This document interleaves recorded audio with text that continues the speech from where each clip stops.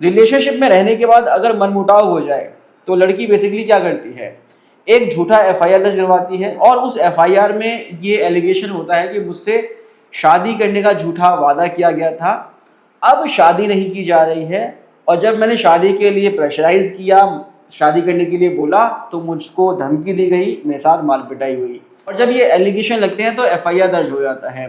Police वाले को पैसा खिलाया या पुलिस वाले से साठ गांठ की, एफआईआर दर्ज हो गया। यहाँ तक तो बात समझ में आती है कि चलो हो जाता है, लेकिन जब मामला कोर्ट में पहुंचता है तब यहाँ पर जो है बड़ा दुख होता है, ये देखकर, ये जानकर, ये सुनकर कि भाई कोर्ट भी जो है बिल्कुल भी एफर्ट डालती नहीं है।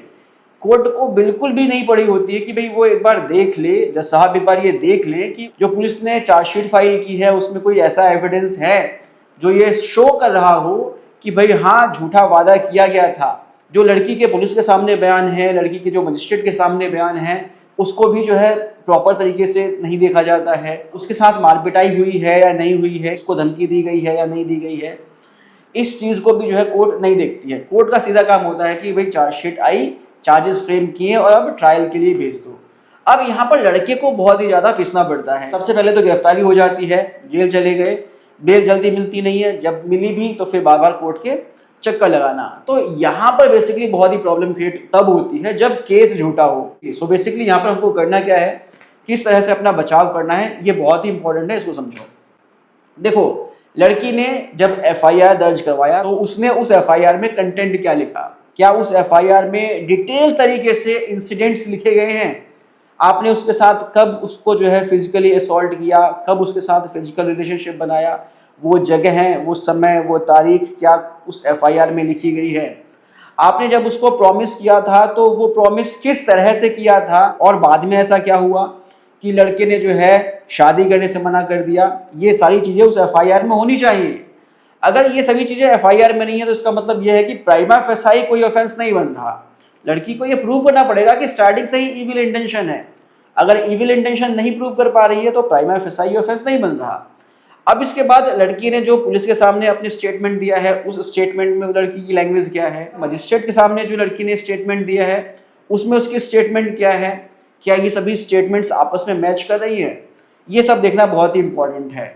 इन सभी चीज़ों के अलावा पुलिस ने जब इन्वेस्टिगेशन की तो इन्वेस्टिगेशन में पुलिस को क्या क्या एविडेंसेस मिले हैं, क्या कोई ऐसी व्हाट्सएप चैट है जिससे ये प्रूव हो रहा हो कि भाई लड़की को चीट किया जा रहा था, लड़की को ठगा जा रहा था, स्टार्टिंग से ही लड़का जो है इविल इंटेंशन के साथ उस लड़की के साथ था।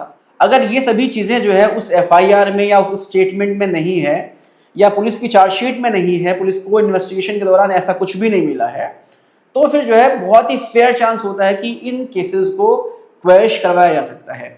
अब क्वैश कैसे होगा ये समझो। आपको जाना है हाई कोर्ट।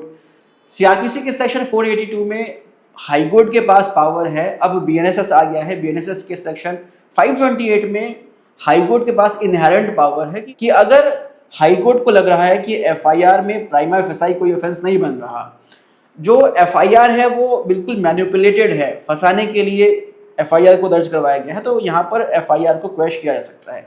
लेकिन ऐसा नहीं है कि हाई कोर्ट कर ही देगी। आपको हाई कोर्ट को ये एस्टैब्लिश करना पड़ेगा कि फ्रॉम द वेरी बिगिनिंग आपकी जो इंटेंशन थी वो चीट करने की नहीं थी। अब यहाँ पर आप कैसे एस्टैब्लिश करोगे ये समझने वाली बात है। आपको हाई कोर्ट को प्रूव करना पड़ेगा कि भाई देखो, बाद में कुछ ऐसे सर्कमस्टेंसेस क्रिएट हुए हैं, कुछ ऐसी चीजें हुई हैं जिसकी वजह से आप शादी नहीं कर पा रहे हैं। एग्जाम्पल के तौर पर आपके घर वाले नहीं मान रहे हैं, आपने घर वालों को मनाने की कोशिश की, नहीं मान रहे हैं, या आप दोनों के बीच में कास्ट का डिफरेंस है, रिलीजन का डिफरेंस है जिससे घर वाले नहीं मान रहे हैं, ये आप स्टैब्लिश कर सकते हैं। या इसके अलावा आप ये स्टैब्लिश कर सकते हैं कि लड़की ही जो है रिलेशनशिप में पहले आई थी, उसने ही आपको प्रपोज किया था। अगर आपके पास कुछ ऐसा एविडेंस है उसको आप कोर्ट में ले जा सकते हैं। या आपका जो रिलेशनशिप है वो काफ़ी बड़ा है, काफ़ी लंबा स्पैन है आपकी रिलेशनशिप में, 10 साल का रिलेशनशिप है। अगर 10 साल का रिलेशनशिप है तो इसका मतलब ये नहीं है कि लड़की को पता नहीं चला इन 10 सालों में कि भाई आपकी इंटेंशन कैसी है। तो ये कुछ ऐसे फैक्टर्स हैं जिसके माध्यम से आप ये स्टैब्लिश कर सकते हैं कि भाई आपकी जो इंटेंशन है वो स्टार्टिंग से गलत नहीं थी, बाद में आप किसी कारण की वजह से आप शादी नहीं कर पा रहे हैं, लड़का शादी नहीं कर पा रहा है।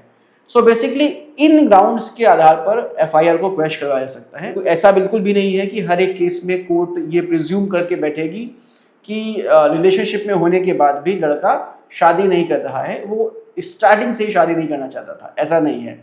अगर फेयर पर्पस है, फेयर पर्पस की वजह से शादी नहीं हो पा रही है, तो एफआईआर को क्वेश। इसके रिगार्डिंग हाई कोर्ट में एक रिसेंट में ही जजमेंट आया है।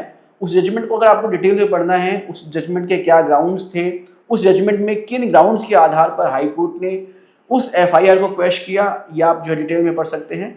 सो अगर आपको जजमेंट चाहिए तो आप कमेंट बॉक्स में टाइप कर दीजिए जजमेंट, मैं आपको पर्सनली जो है उस जजमेंट को भेज दूंगा। उम्मीद करता हूँ कि वीडियो इन्फॉर्मेटिव लगी होगी। अगर इन्फॉर्मेटिव लगी है तो उसको शेयर कीजिए। मिलते हैं नेक्स्ट वीडियो में। Take care, bye.